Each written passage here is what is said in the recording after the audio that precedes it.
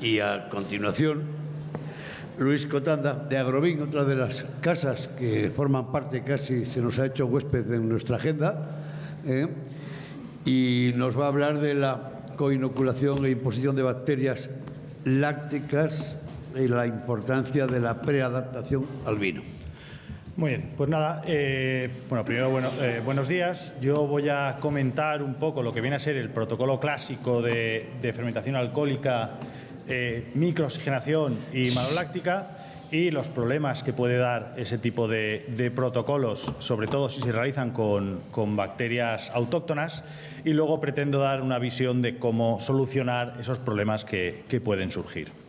¿Vale? Normalmente se ha trabajado siempre con el protocolo de alcohólica, microoxigenación y maloláctica, porque siempre se ha hablado de las ventajas o lo eficiente que es una microoxigenación en ese punto, ¿no? Entre alcohólica y maloláctica, por temas de estabilización de materia colorante, limitas las reducciones. Pero ¿qué sucede? Que durante ese periodo de inactividad, ¿no? Ese periodo que hay entre alcohólica y maloláctica, y sobre todo sin sulfuroso, es un buen momento para que se desarrollen los microorganismos.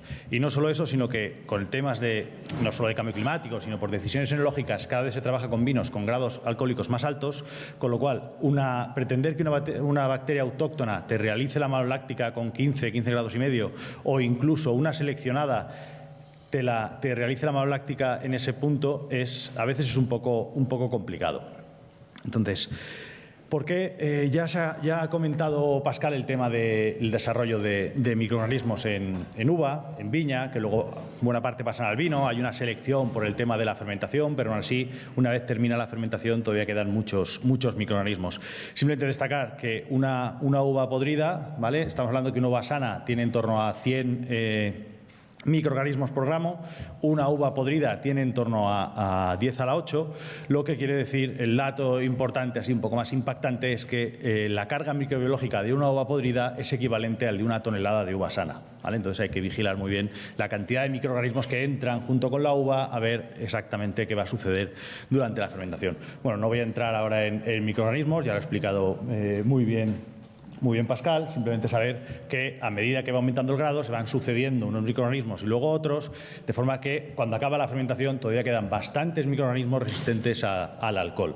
Y como decía antes, en ese momento que ya solamente quedan los microorganismos resistentes al alcohol, si le damos un periodo sin sulfuroso, que también hemos visto que es muy efectivo para los microorganismos, es cuando se puede empezar a desarrollar. Un caso particular que preocupa bastante es el tema del Brett, ¿vale? Que se suele desarrollar bastante en ese periodo. Se ha hablado mucho de la producción de etilfenoles, ¿vale? Pero lo primero que se detecta en una contaminación de Brett es la acción de las esterasas, cómo desaparece la fruta. Esta es una de las razones por las que se dice que los etilfenoles enmascaran la fruta. No es que la enmascaren, es que otro subproducto del Brett son estas esterasas, que es lo que hace que cuando mezclas un vino con Brett con otro sin, dejen de oler. O sea, tú puedes reducir el contenido de etilfenoles por debajo del umbral de percepción, pero esas esterasas siguen trabajando, entonces hay una eliminación de la fruta. Bueno, el desarrollo del Brett todos lo sabemos, pero vamos a destacar que es capaz de comer prácticamente cualquier cosa, puede utilizar cantidades muy pequeñas de azúcar, puede aprovechar, coger nutrientes de las lías de fermentación y obviamente de la madera.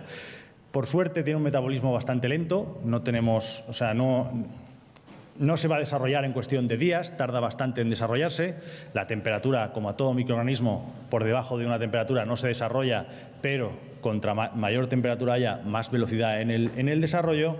Y aquí se quería destacar el tema del oxígeno. El Brett puede trabajar perfectamente sin oxígeno, pero con oxígeno el desarrollo es mayor. A modo de ejemplo, en una fermentación maloláctica espontánea, vemos cómo al principio hay microorganismos, obviamente, ¿vale? Se empiezan a desarrollar, pero una vez se impone la Saccharomyces, todos los demás microorganismos, digamos que ya no se pueden desarrollar. Pero ¿qué sucede en este caso? Que cuando la actividad fermentativa ya ha disminuido, es cuando el Brett aprovecha ese contenido de azúcar residual o incluso esas lías para desarrollarse. Entonces, si damos mucho tiempo a que la bacteria láctica se imponga para realizar la maloláctica, el Brett ya se ha desarrollado lo suficiente, ¿vale? Durante la maloláctica ya no se desarrolla, y luego, obviamente, con el sulfitado ya baja las poblaciones. Pero es lo que digo, baja las poblaciones. O sea, si aquí tenemos gran cantidad de Brett, contra más cantidad tengamos aquí, más cantidad quedará después en el vino. Entonces, ¿y qué hacemos? Y también está el tema de las dificultades que tenemos con una maloláctica tardía.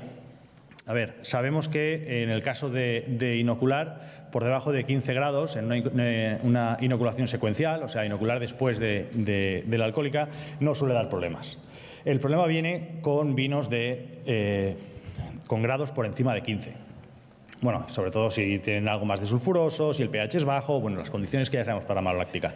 Esto es un ejemplo de un vino en este caso el ensayo era con Amarone, hablamos de vinos de 16 grados, bastante grado, como en coinoculación no hubo ningún problema para realizar la maloláctica, obviamente fue lenta porque no tenía las mejores condiciones para hacerla, pero cuando vieron que no hacía la maloláctica añadieron bacterias y las bacterias no fueron capaces de arrancar esa maloláctica.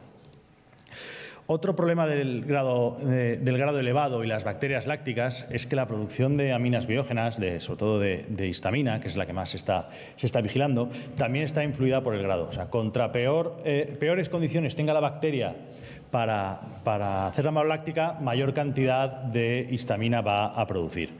Sabemos que la histamina da problemas a la gente ligeramente intolerante. Pequeñas cantidades ya pueden causar náuseas, mareos, vómitos.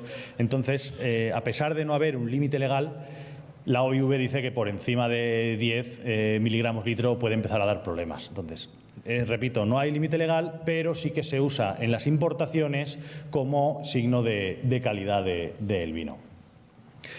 ¿De dónde vienen estas aminas? Vienen de microorganismos. Hay multitud de estudios que dicen que tanto ciertas cepas de Enococcus oeni como otras cepas de bacterias son capaces de producirlo. Digamos que son los microorganismos que se desarrollan en el vino en general, son capaces de producirlas. Muy bien, entonces, ¿cuál sería una forma de controlar esos microorganismos? Siempre siguiendo este protocolo de alcohólica, microoxigenación y maloláctica. Pues como se ha comentado al principio, bueno, como se ha comentado esta mañana, los derivados de la quitina son muy efectivos con el Brett. En nuestro caso tenemos un producto específico para esta aplicación, para aplicarlo en uva antes de fermentar, para reducir la carga microbiológica antes de que empiece a fermentar, de forma que cuando pasa a la alcohólica ya no tenemos unas poblaciones tan altas de ese tipo de microorganismos. Bueno, obviamente, como ya se ha explicado muchas veces, estos derivados de quitina son muy efectivos con el Brett y bastante efectivos con las bacterias lácticas, con lo cual ese tipo de aplicación de este producto antes de fermentar nos daría cierta seguridad en este periodo entre alcohólica y maloláctica. Y si después de prensar realizáramos un trasiego, no habría ningún problema en añadir una bacteria seleccionada que podría hacer la maloláctica sin problemas. Entonces, y respecto a las dificultades que nos podemos encontrar en estos vinos que son difíciles o que tienen ciertos inhibidores de la maloláctica, nuestra propuesta es las bacterias seleccionadas. En nuestro caso tenemos unas bacterias ya previamente aclimatadas, ahora veremos un poquito la bacteria, ¿vale? Y como añadido, la producción es ecológica. Entonces, esta bacteria viene de un estudio que hicimos con la Universidad de Valencia, ¿vale? Buscando no solamente una cepa que fuera, una cepa maloláctica, que hiciera la maloláctica, que no produjera volátil y que no produjera aminas, eso es un clásico en cualquier cepa seleccionada, pero la segunda parte del proyecto era el desarrollo de un medio de cultivo y luego un escalado industrial para poderlo vender, un medio de cultivo que aclimatara a la bacteria, que preparara la bacteria al medio al que se va a encontrar. ¿Vale? Entonces, de ahí salió la Vinifremo E104, ¿vale? Que es un cultivo líquido de bacterias ya aclimatadas al vino, ya están acostumbradas al grado alcohólico alto, están acostumbradas a los IPTs, a un pH alto, a un pH bajo, son como ya han sido aclimatadas y están, como si dijéramos, activas desde que se producen hasta que se utilizan, tenemos se desarrolla la maloláctica relativamente rápido. Cuando la utilizamos en coinoculación, que luego lo veremos, nos hemos percatado que no empieza la maloláctica hasta que no ha terminado los azúcares. O sea, hasta que la Saccharomyces no deja de tener su actividad, no empieza los azúcares. Eso pensamos que es una ventaja, porque en el caso de que haya una parada, la bacteria todavía no está muy activa, entonces nos va a dar tiempo a actuar sobre esa parada sin tener que preocuparnos del aumento de la volátil.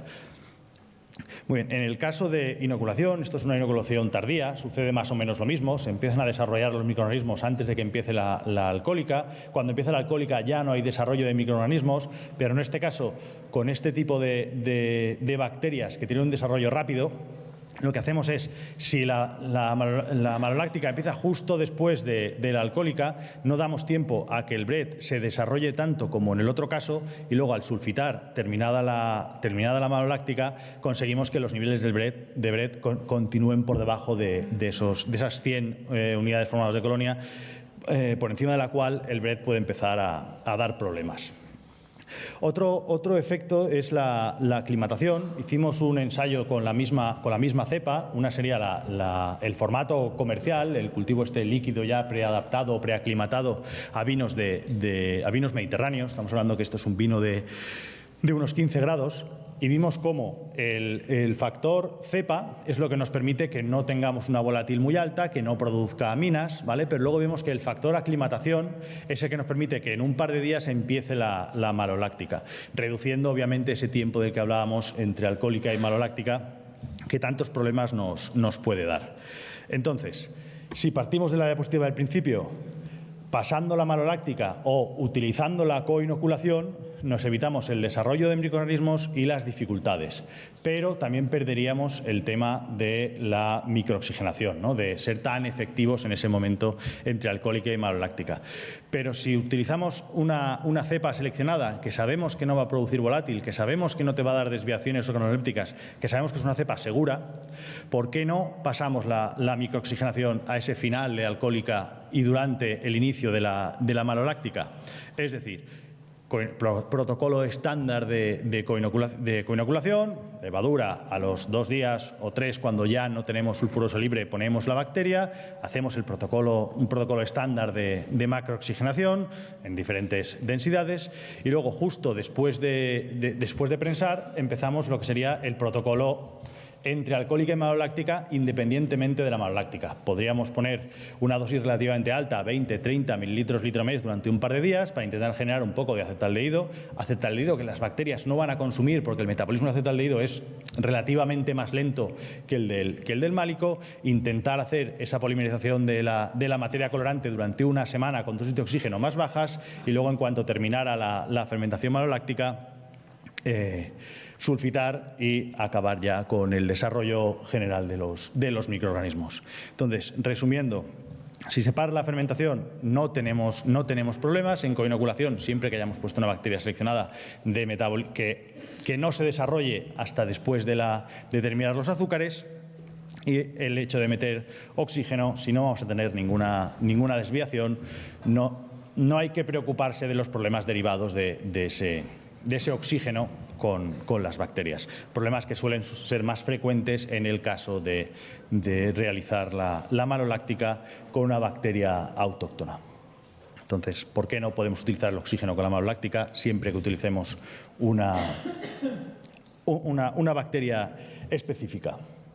Bueno, y con esto... Pues muchas gracias.